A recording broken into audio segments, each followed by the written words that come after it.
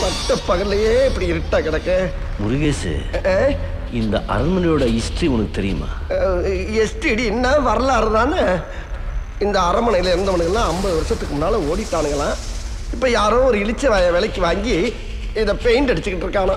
எதை வேணாலும் பூசி வெளியே இருக்கிறத மறைச்சிடலாம், ஆனால் உள்ளே இருக்கிறத மறைக்க முடியுமா? போயிடலாம் மாப்பிள்ள. சரி வா போலாம். உள்ள இல்ல வெளியே மாப்பிள்ள. யாரும் எல்லாம் செத்து கிடக்கு. எருமை முருகேஷ். எருமையா? அப்படி உள்ள என்னதான் இருக்கு முருகேஷா? ஏதோ பேய் இருக்கின்றானுங்க, பைத்தியக்காரங்க, பிசாசு இருக்கின்றானுங்க, பயந்தா குழி. அது போக 30 அடியில 30 வருஷமா பெரிய பாம்பு இருக்கின்றானுங்க. இதனாலயே நம்ம கோபால் இருக்கான்ல, கோபாலு அவன் 4 மணிக்கு மேல வேலை செய்யறது இல்லையா. ஏதோ ஒரு நாள் 4 மணிக்கு மேல செஞ்சு பார்ப்போமே அப்படின்னு செஞ்சானா. அன்னைக்குன்னு பார்த்து எல்லா சாமான் சொல்லிட்டு திடீர்னு உடைதான் சாய்தான்.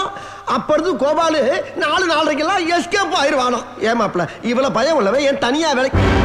மாப்பிள்ளைய காணா. மாப்பிள்ள மாப்பிள்ள மாப்பு பச்சுட்டாடா. ஆப்பு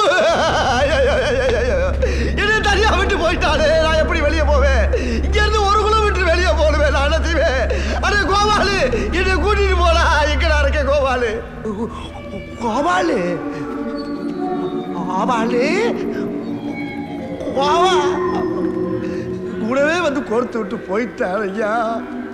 உலகாரம் கோபாலு